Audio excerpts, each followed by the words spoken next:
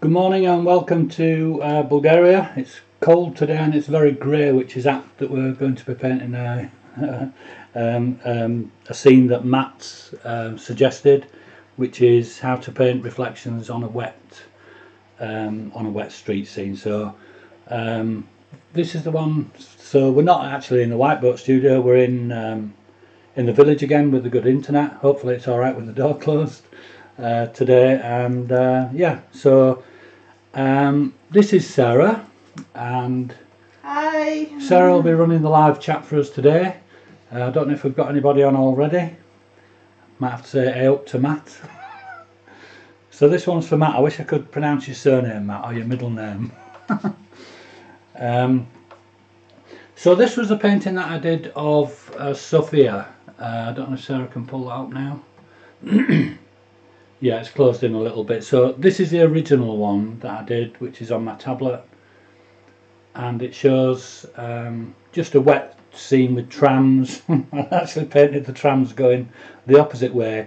This would be a big ask to paint within an hour, so I'm going to simplify this scene, and I'm probably going to crop it down to about something like this. So we'll have indications of buildings up here, and we'll have lots of reflections in here, and this is the sketch that I actually put online. And I've just kind of gone over that with a putty rubber to give me a ghosty image. So this is mainly greys, and there's some colour in the trams and in the taxis here, and I may or may not include some people. It depends on how time goes. Pat Kelly's with you. Hi Pat, good morning to you. I'll just run through the materials. Stop saying Am I saying The director's telling me off. I wouldn't care, I've got it written down here. Don't say or basically. Basically. Oh guys. Okay, so we're going to be painting this scene very simply. We'll put an indication of buildings up here and some brightly coloured trams with lights on, some going away from us, some coming towards us, and the vehicles are on the right side of the road for Sophia. It doesn't always rain in Sofia. Somebody commented online, I think it was Elmira, thank you for painting Sofia in the rain. Well, we get 300 sunny days a year in Bulgaria, and the sun's just come out for us just right now. But yeah, it doesn't often rain, but when it does, it's quite heavy. It's a bit like when I used to live in Scotland. Did I say more basically? Okay, I forget that. So I'll run through the materials. We've got the basic colour which we'll be using, which will be burnt umber and ultramarine in this pot, and we've got some earthy colours we're going to put an indication of autumn trees on here, and the original painting was called, I think, Autumn in Sofia. I've got some darks here and some colours that I'll be using for the tail lights, and we've also got some white gouache. I've got a jug of water with a sponge in it to help protect my paintbrushes, a small water sprayer, and a few brushes. We've got some rough brushes, which I can't help using these without saying raffle bristle brush, because I got the idea of these from an Australian artist called John Lovett. We'll also be using some flat brushes today. I've got a big one and a small one. I've got a rigger in case I need it, and let me just move these out of the way and then you can see them properly. And then we've got a few kind of specialty brushes. I saw a post about a dagger brush online, and these are I guess smaller versions of those. These are called these two on the end here are called sword liners, and this is an Alvaro Castanet needle brush, and this is a Joseph's Budwig, just a small round brush. So we'll be using a combination of those today. Mart Watercolour's here with you. Who? Mart Watercolour from last week. Oh, is it the guy from Holland? Is it Mart? He did a fantastic sketch. If it was you, Mart, well done, mate. No pressure. I saw a painting by Matt and also a sketch by Matt, what is his name? Van der Eckhart, and I know he's introducing me to a lot of people from Holland. I know we had one or two conversations about the time difference in Holland, so I hope we got that one sorted out. So There's some other really nice videos on this subject by Alvaro Castanet and something called Cafe Watercolours, which is an Asian guy called Eric Yi Lin. I think he lives in America, and also one by Baha Buru. So I'll put those links below this video once it's been recorded to YouTube, and then you can click on those and have a look at those too. So we're starting with a really rough wash on this, and the secret to this is to work on an angle, and that gives us movement. So we're trying to depict a wet day. Can you see that still okay, Sarah? Yeah. Okay, so I'm going to use, let's spray it first with water. So I'm just using a little water spray, which used to be a I think it was a mosquito spray in Asia when we were there. So I'm just going to spray the top half of this painting, and I'm going to mix up with my round brush. Can you see it alright? Is there any questions so far? Obviously not, because I haven't done anything. So I'm going to mix up. Tony Jones is here as well. For Hi Tony, thanks for joining us. So I'm going to mix up now some ultramarine blue and some burnt umber, and then I'm just going to paint this. I need to make sure that there's enough paint in this pot to cover the whole of this painting pretty much. We don't know how this is going to go. I've only painted wet street scenes once before in my life, so this could be one of those disasters. But as I said in my YouTube introduction, join us every Sunday to cringe. This might be one of those. So I'm mixing this paint up to the consistency of kind of thickish milk. We've already got the paper that's wet, and you can probably see it's buckled up slightly. This is Bockingford 300 gram rough paper, and I'm just hitting this with some of this, and I paint left to right. I'm adding some water to that, and I just want to indicate the overall tone of this scene into the paint again. I'll make it darker up here. I'm going to add a few shadows of suggestions of buildings later on, and I'm trying to vary this mix. I'm trying to keep a wet edge as well, and also painting carefully around these. If my hands are shaking today, it's because we just stopped smoking. We're on day 3, so is it day 4? So if I've got the shakes today, it's because we're detoxing. Just add some more water to that. If you add water to a wash, there's a chance that you could get cauliflowers. I just want an overall. Matt's here as well. Good morning, Matt. How are you? I loved your painting of this that you posted yesterday.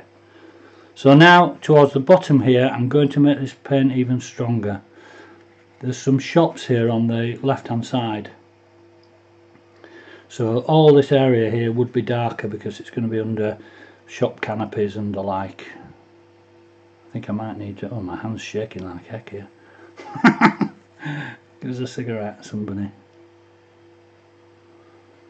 But it's important to retain the integrity of these shapes. In fact, I'm going to sit down for this because I'm stood up. Well, it's up to you, Sarah. You're the director. We may put some people around here, so I'm going to leave some highlights, which may be umbrellas, it may be the shoulders and heads. And these scenes are usually dependent on the lines of perspective, so it's important to keep those in mind. I'm going to go around this tram a bit finer. Got to be careful not to get a halo around it. And along the top of this car. And around these people. And it would be very dark under there. I've also got another mix here of my favourite Caput Mortuum.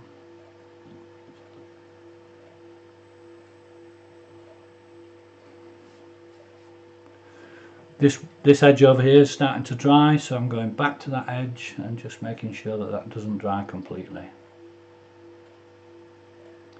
If you've ever decorated a living room and had a break for lunch and then you come back to it, you'll always see that stripe on the wall. Well, it's exactly the same for watercolour painting. So you've always got to try and keep a wet edge. So I'm going under all these vehicles now. I'm going to use dry brush strokes in this area. This is the area of road. I'll add a bit more burnt umber to it to warm it up in the foreground. Add some more water. We love those cauliflowers.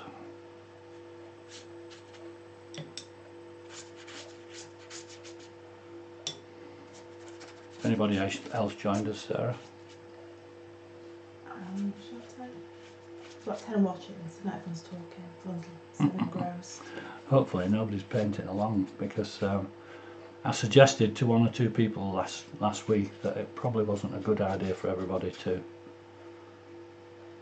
paint along with me, because I do tend to paint quite quickly. Obviously we try and fit this into an hour. I'm going to add some more colour to here and go back into my dark, it's the paint we used from last week, which is copper mortem and indigo mixed together. So while that's still damp, I'm just going to paint into these edges, underneath these, and also underneath these people that may or may not end up being there. I'm not very good at painting people. So.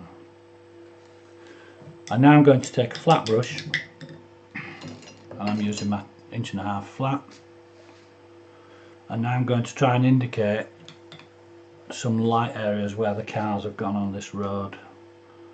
It looks like it's hilly, so that'll do. I'll just squeeze my brush out and just twist it slightly as I move away, as these lines get closer to your eye.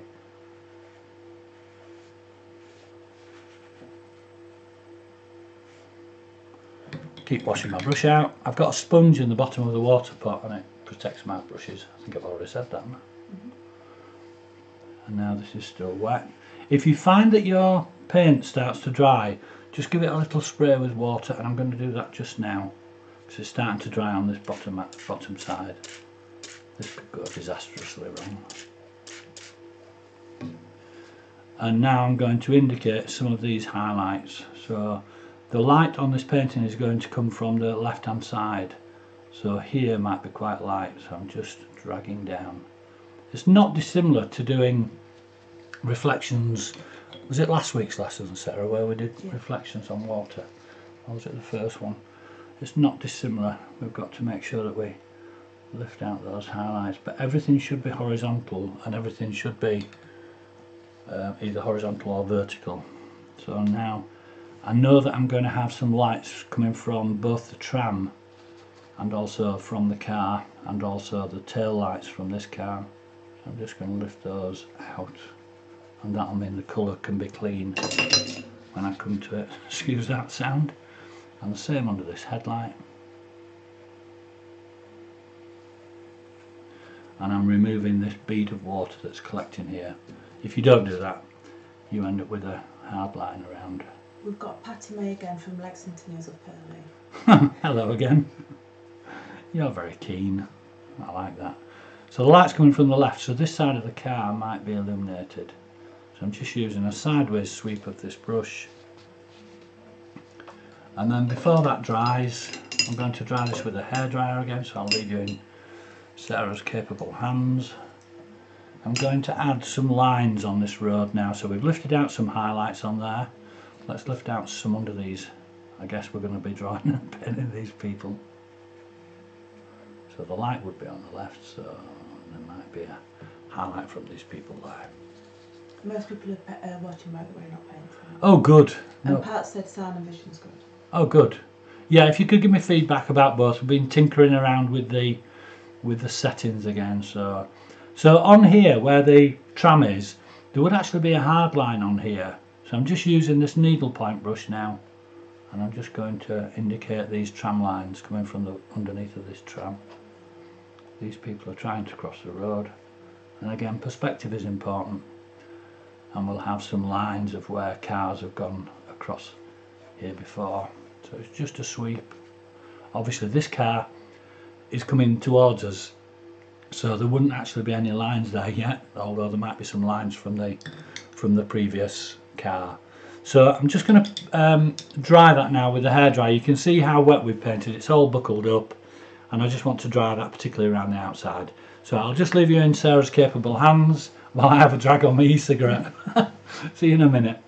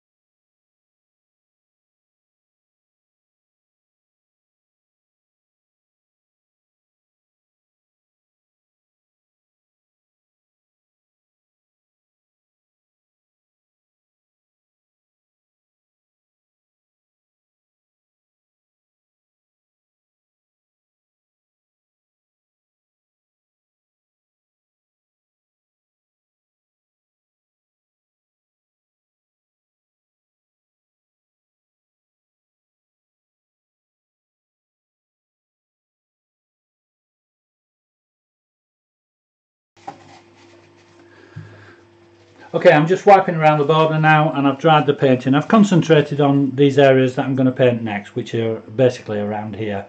I'm not too bothered about what happens up here, so we'll let that dry. There's still a little bit of buckling. Sarah, I think you had a query from somebody. No, Patty's asking for a tea time one. Patty, what time zone are you in the US? I know there's about, is there 4 or 5 time zones covering the United States? Kentucky. She wants a tea time now. Which time's that one? We've got a map here of all the time zones. So you must be round about, I don't know, my... Sarah can pull it up on the map actually, can't you? On the computer. Anyway. Okay, so let's get back to this. But yeah, she'll do a tea time now. Okay. Okay, so we've got the shape, we've got the atmosphere of the painting, which have been tied in pretty much right from the off. So now we're going to paint some detail around these. We'll do the buildings, I think, in the background first. It's 5 AM in America. 5 AM? Yeah. You must keep this. It must be an artist thing, must it? Because I get up at silly hours of the night as well. I'll tell her we're doing a 5 PM one. Yeah, we're thinking of doing a 5 PM one. Our time, is that? Or English one. Yeah, no, our time. Our time. Too dark. So I'm going to respray this area here because I want all the background to be kind of soft and fuzzy. So I'm going to spray this area just here of the painting, just lightly with this. I don't want to overdo this moisture. And what will happen here is, because the paper is wet, some of this area here will kind of bleed and soften. We'll get a nice combination of hard edges and soft edges. And obviously we've got perspective to bear in mind, so every brush stroke that you make has got to bear that in mind. So I'm just coming here to indicate the line of a building.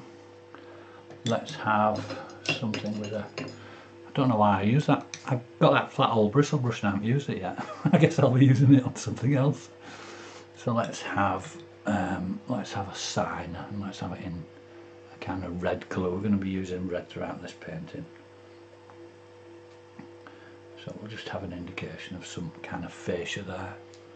It's a bit weak, may end up with a cauliflower. And then we'll have some verticals.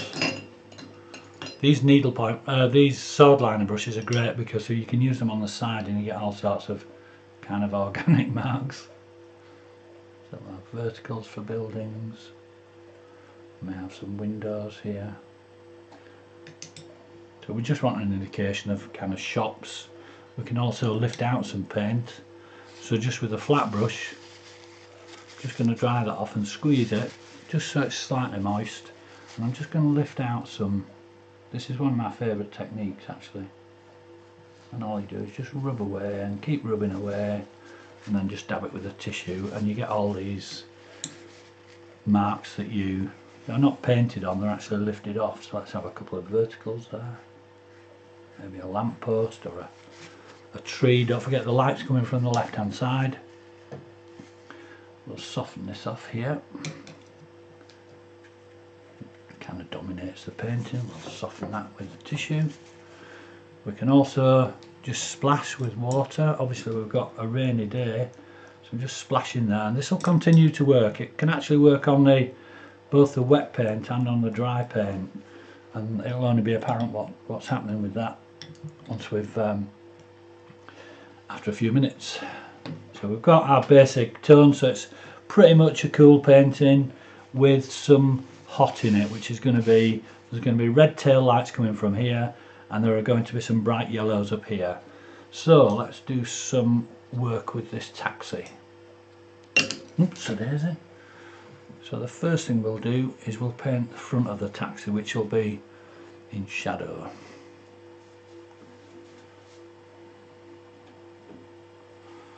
So I'm going to paint the front of this taxi just in shadow, being really careful around those headlamps, because those are going to be one of the brightest things in the painting.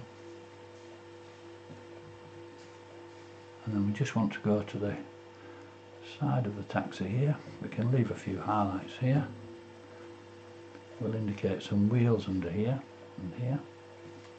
Look around that taxi just by dragging a line on the underneath of it. One of the reasons that I chose the light to come from the left on this painting was to allow me to add a shadow on the side of the tram from the taxi, and that's a theme that runs fairly consistently through my work. I usually consider the shadows before I actually start the painting. So now we'll go to this bright yellow. I'm not too bothered about, I would normally let this dry. If you want a hard edge, then you need to let it dry. So I'm just going to go for this yellow, which is, I think, lemon yellow.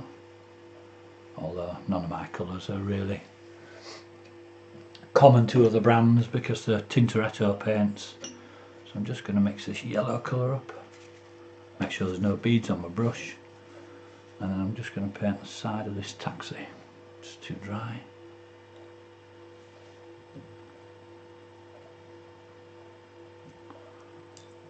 Just add some water towards the bottom of this.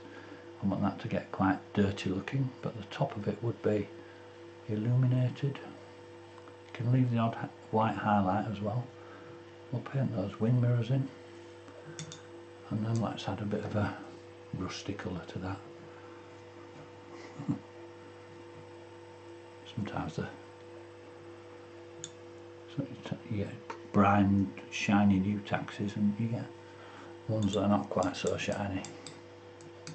Matt's looks better when it melts together. Say again? Matt's it looks better when it melts together. Yeah.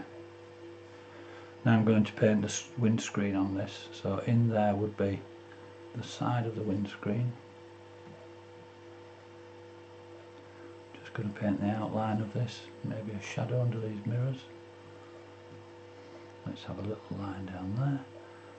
Some details along the bottom of the windscreen. Now we're assuming that there might be windows, shops on the left hand side of this street as well, so the reflection of this window screen might be dark just here. I'll add a bit more dark to that, going back into my mix of burnt umber to make that a little bit darker. And then I'm going to soften that edge. Obviously we've got a curved windscreen there, so it wouldn't have a hard edge. I'm just going to soften that. Then as we get to this side of the windscreen, there may be shadow from the tram. So I'm going to do exactly the same on that side, and we'll add a few details, like, you know, there might be an indication of somebody in there. Obviously we don't have carless taxis in Bulgaria yet. And then we'll have this, the sign on the top of the taxi.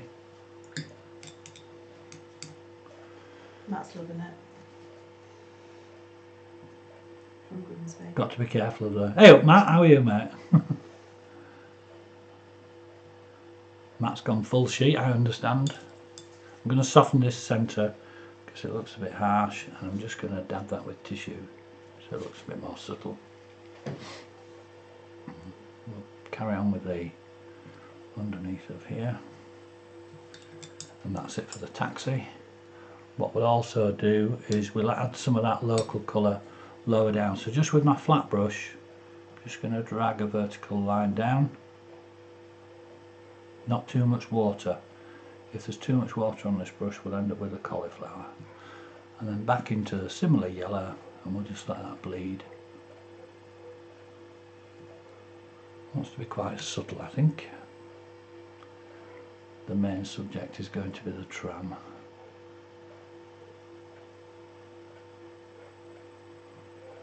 And obviously there wouldn't be a reflection from the hood of the taxi, but we'll add a little bit more dark to the bottom of it,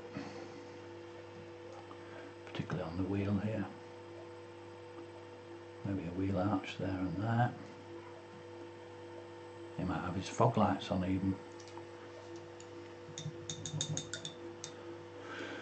So I'm going to let that dry naturally now, because if I start to paint the tram now, what will happen is that this car will fuse into the tram, and I really want this to dry before I carry on with the tram. So now I'm going to start with this car, and let's assume that that one's a blue one.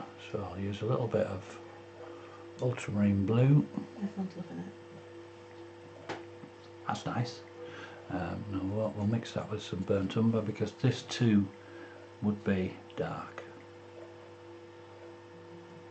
Got to be careful not to paint that tram. So this is the back of this car. Maybe an indication of a number plate there that's illuminated. And again, back into my darker paint for the underneath of this. It's not ideal conditions here, because if you can't see it, neither can I.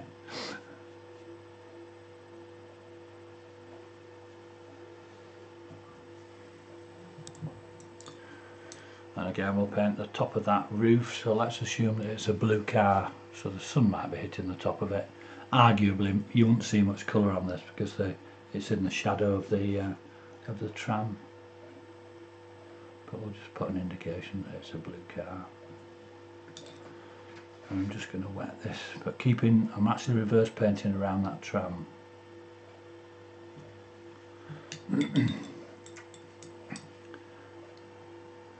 I watched, I think the first time that I saw this subject being painted, and I think Matt may have seen the same video, was by Alvaro Castañer, and he's a master at these wet scenes.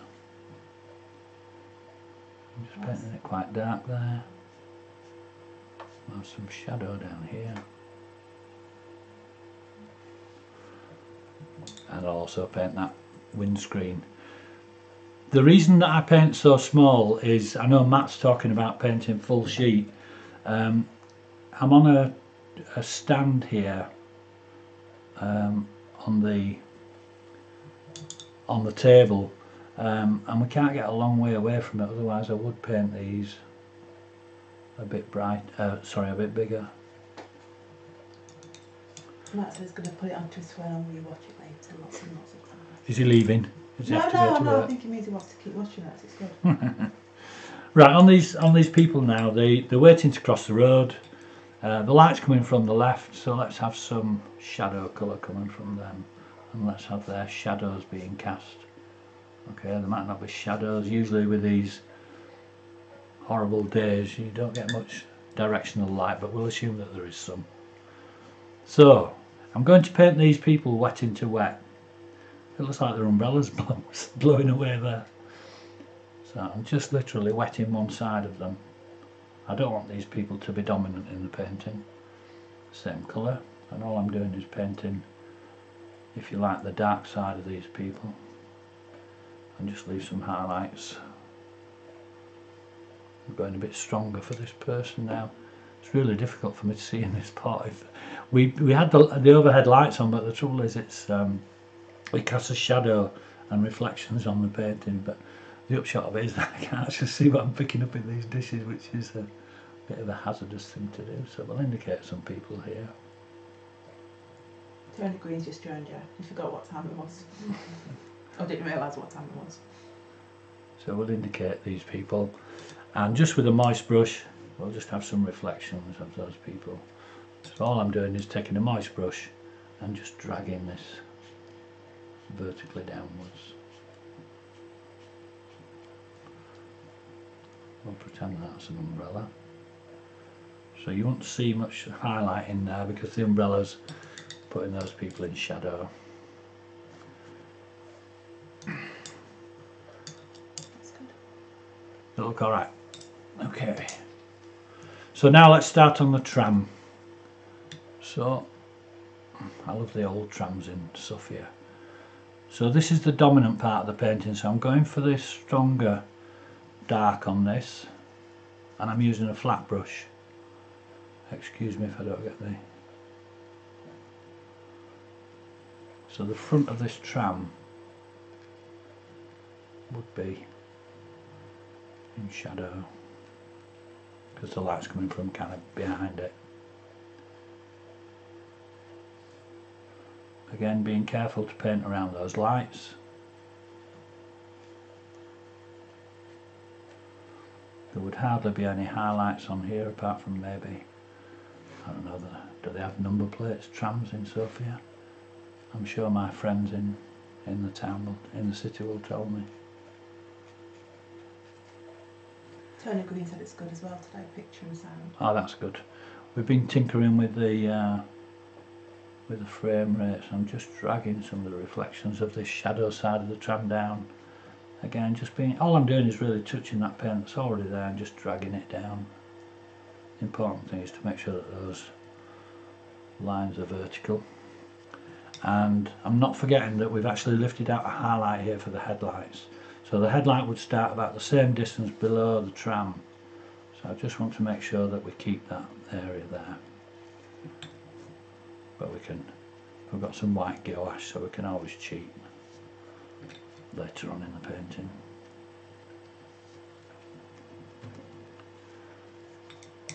And now I'm going to try and indicate some details on the inside of this tram. So I think there's something here.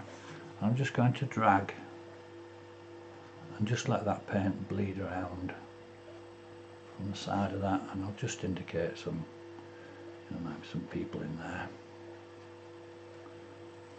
Let's have the headlights more round. Is there any questions so far? Matt's gone for a smoke and a cup of tea. Again, he's got a short attention span, has that lad? Don't be jealous, that's all. I am jealous. And I'm leaving one or two highlights on the top of this tram where the light's catching it. And we may have some windows that you can just see through here at the side of the tram. And now I'm going for the colour. So we've got in here some, I think it's gamboge and also Still de Grand, I think, which gives us a lovely gingery colour, which is about the colour of the trams in Sofia. So I'm making this quite wet. Again, I can leave some highlights of white right along the top of this tram.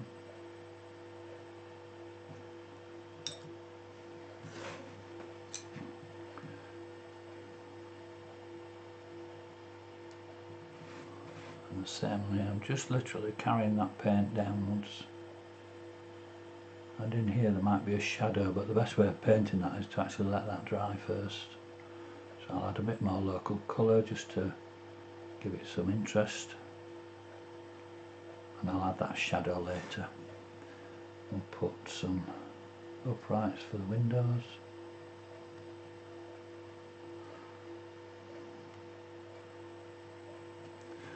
and then I'll go back to my darker colour, and it's the burnt umber and ultramarine. What are you laughing at, Sarah? He said he thinks he knows the guy sitting in the tram. Does he? What's his name? He's asleep, isn't he? So I'm just adding the dark line underneath here. Whenever a structure overhangs like this, so the roof would usually overhang the windows, I would normally leave this to dry first, but we'll just paint that wet in there. And then we'll add some water to these and just drag this paint down, indicating inside some shapes of people, doors.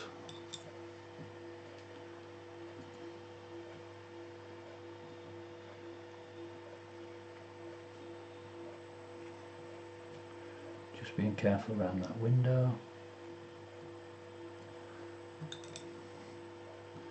Same on this window. And anybody that's sat near the window might be highlighted. So again, all you've got to do is indicate the darks, and then we'll go back for some more detail. We'll add things like, I don't know, do trams have mirrors? We'll assume that they might do. We'll assume it has numbers or letters on there. So this is just a needlepoint brush. It holds an extraordinary amount of paint. We'll add a dark line there. We'll add some details down here. And there would be a dark shadow on the inside of this window, and here, and here.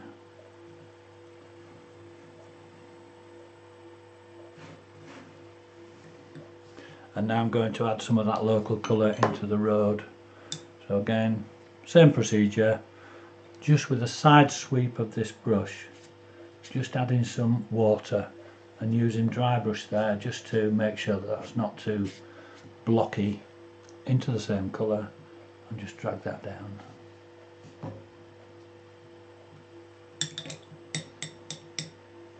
So now we're starting to get those reflections in there. We'll add a bit more detail to the inside of this tram. Same colour, burnt umber and ultramarine, but a bit stronger this time, and let's just add a bit more definition. It's raining, so there might be a windscreen wiper there. It presumably has a mirror here of some description. 7-inch anti-glare, I think it used to be in England. And I'll just strengthen those divisions between those kind of carriages. Let's have some lines down here as if there's more windows too. Okay. Matt wants a sword liner. A sword liner. They're fantastic, Matt. I actually bought these two, which are, can you read what it says on there? And he's blind. Pro Art, I think. These are Pro Art ones. And I bought two makes from, I think it was Amazon. And they're great. They're as good as a rigger. In fact, I'll demonstrate that now, because on the top of these trams, I've never really known what's on top of a tram. There's an angular thing. So I'm going to mix this paint quite thickly now. And this is my indigo and caput mortuum. I'm trying not to get pure pigment on this.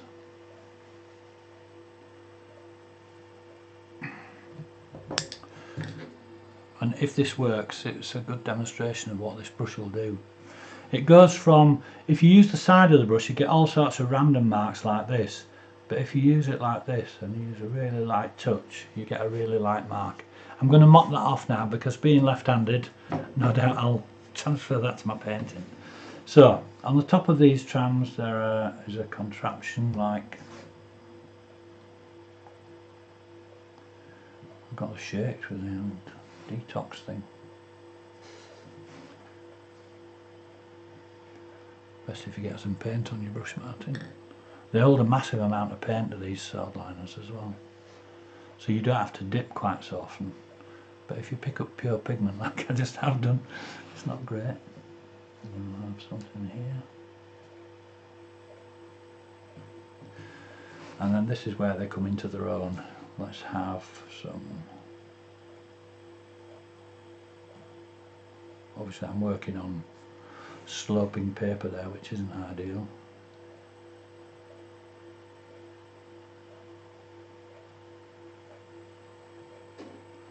Matt thinks it's better than, is it daggers you're talking about? Yeah, went a bit thick there.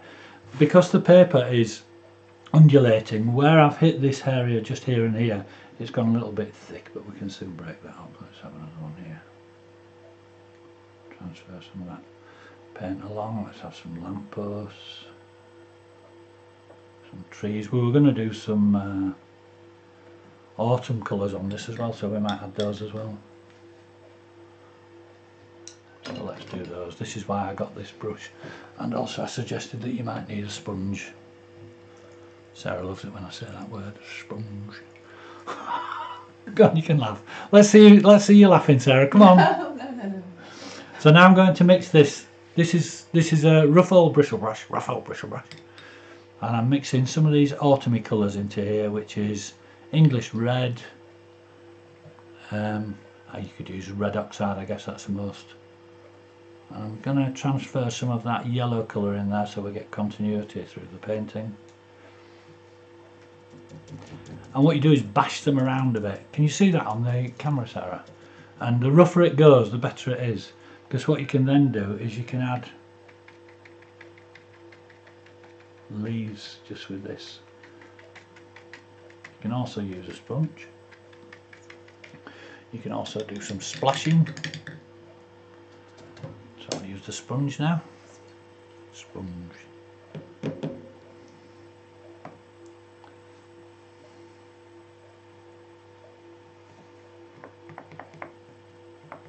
The secret to using a sponge, is to make sure you keep changing the angle of the sponge. This sponge, because otherwise you get a pattern. So if I do this and then do exactly the same thing, obviously you get a different pattern. So I'm going to go a bit darker there. So I'll add some of this darker paint, not that dark. We've got almost pure pigment, and just bear in mind where would the darker side of these leaves be, and obviously they would be away from the light. You can also add the odd tree trunk. So let's go back to our, this time we'll use a little bit of burnt umber, and while this is still wet I'm just going to press down hard and then lift off.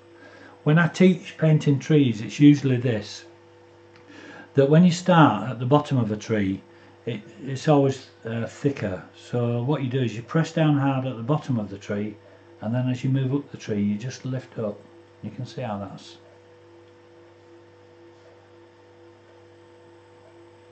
these are called lipper trees in, I think, which is basically a lime tree, and they smell beautiful in, if you ever go to Sofia in, would it be May or June, Sarah?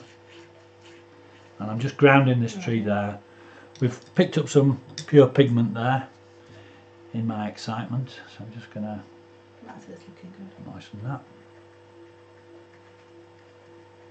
That's looking good. Oh, thanks for that. You're a star.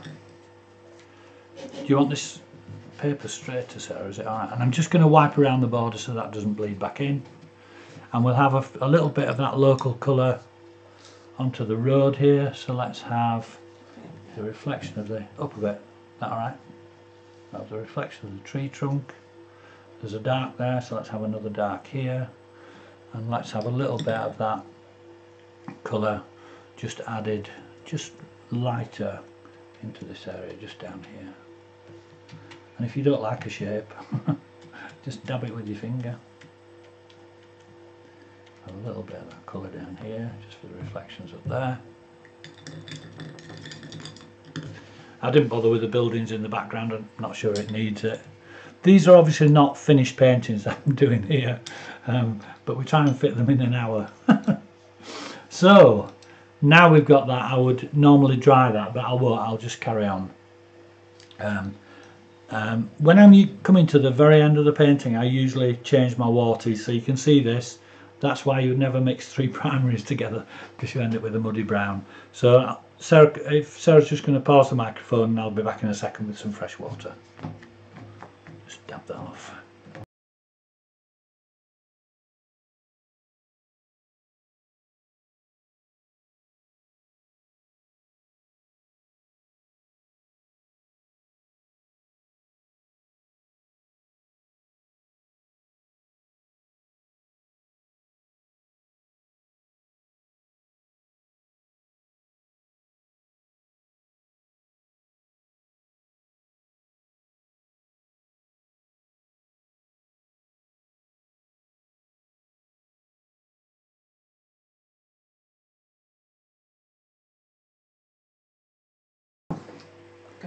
Okay, so we've now got clean water, clean brushes, and now it's time for the look away now purists white gouache. And I always use it from the lid. I think I mentioned that on every single video.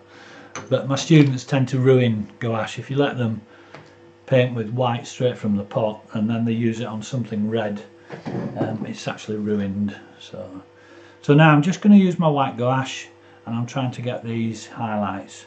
So I'm going to paint these headlights in again a bit more carefully. If there's anything that you've forgotten, now's the time to do it. So we might have, you can make a line like this thinner just by adding some white to the light side of it. We'll have these headlamps defined a bit better. Obviously I'd normally let this all dry. And now let's have some reflections in that in the rainy street. So for this I'm going to use a really small flat brush, which is tiny. It's about, basically choose the headlight size.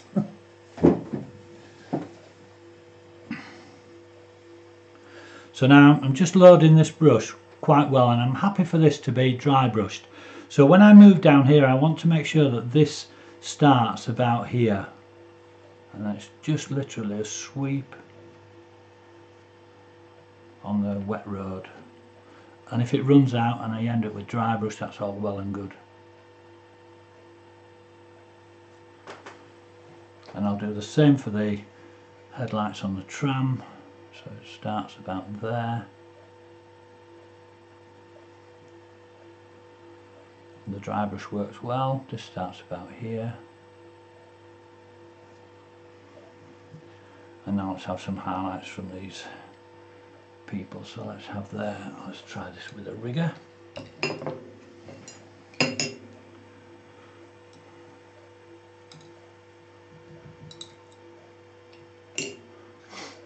I'm going to try and paint this umbrella a bit more carefully than I did initially.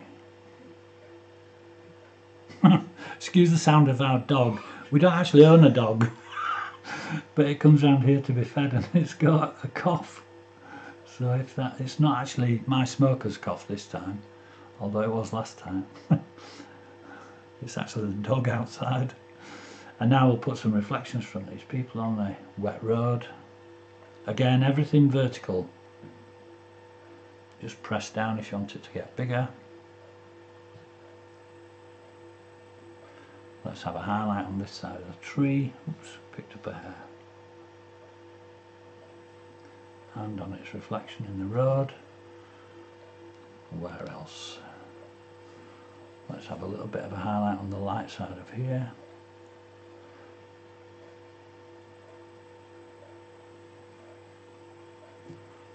And now the piece de resistance, which I noticed there's a lot of artists now signing their paintings in red. I think Alvaro started it, but I noticed it on 1 or 2 people this morning. I was looking at some YouTube videos.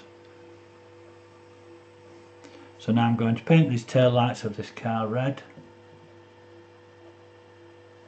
Again, you can just leave the odd highlight and then just work out where it would start, and then just again a vertical sweep and the same here. And if you want to break that line up, just swoosh it with your finger.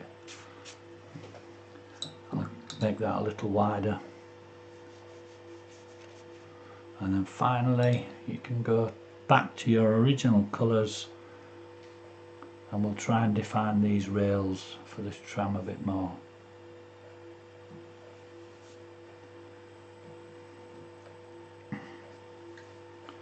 And curbs there. And then we'll have one or two little streaks in the water where cars have gone through, and these can be dry brushed.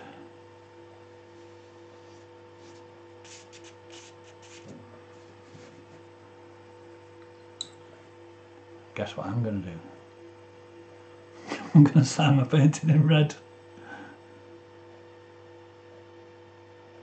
Is there any more questions? I hope that explains how I approach this. It's really all about, I would normally define these with a bit darker, but we're, I think we're nearly an hour now, so if there's any questions on that, if anybody would like to ask, and I'll be happy to answer. If I could just give you a couple of reminders. Just talk about pattern, what we're talking about, painting on big sheets without some... Yeah, sorry, what was the question about painting on big sheets? No, they just said it's easier. Yeah, Matt, I've tried some large sheet watercolours, and I find that if I paint on this weight of paper, Bockingford, which is 300 gram, £140, that it buckles even before I start to dry it, even when I've stretched it. So I moved to, and I think you use something called Hannenmühle paper, which is, and I've been moving over to that, and it's a heavier weight paper, it's 450 gram I think. And I did some full sheet watercolours of that, and that worked really well. So I hope that helps. Tony says below your video. Oh, thanks Tony, that's really kind of you. I hope you can join us again next week. We changed the board to white. I hope it doesn't affect what you saw. It was brown on the other side. I'd just like to thank everybody that that has donated on Patreon and also on my PayPal account, so thank you very much for those donations. It'll help me to buy some more art materials next time we go to Sofia.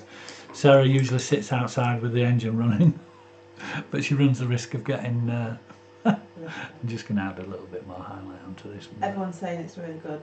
Mart said it's really good transmission even in America. Oh, that's great. That's good to know. It looks no, like... sorry, that wasn't America, sorry, that was Pat Keller. So it looks like we've got the settings about right. So we'll leave things alone for the next one. We may try one from the studio. We're just getting the studio refurbished, ready for next summer. So we may try one from there, but I know it's not as good an internet connection as here.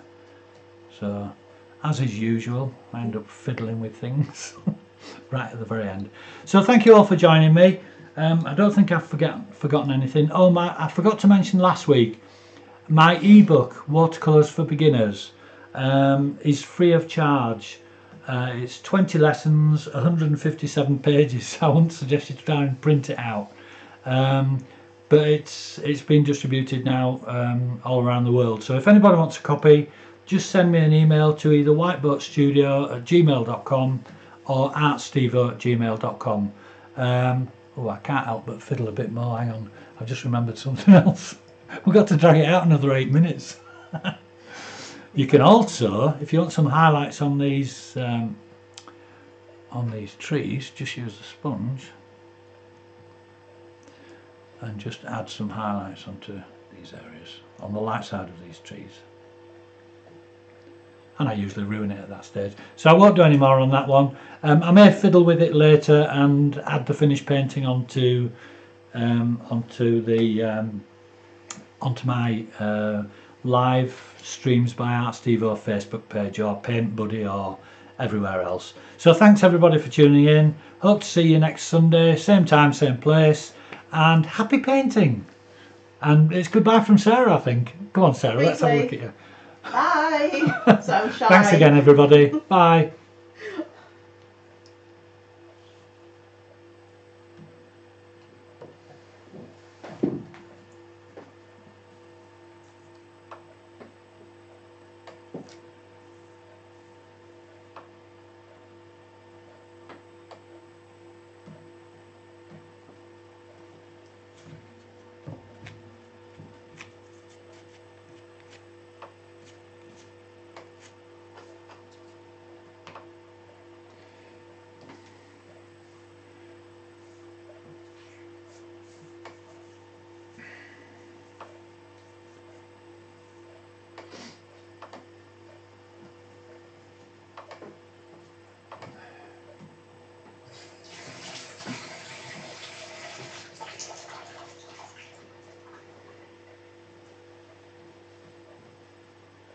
How was that?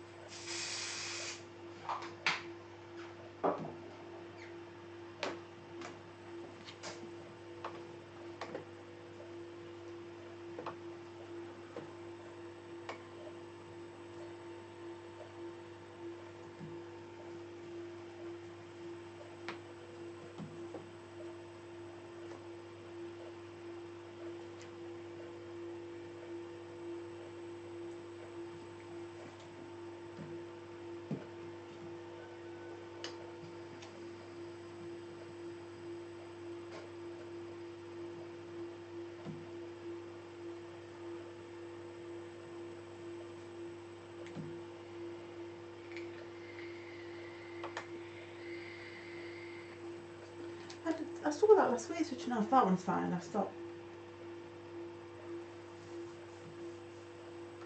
Maybe you should just do it on one then.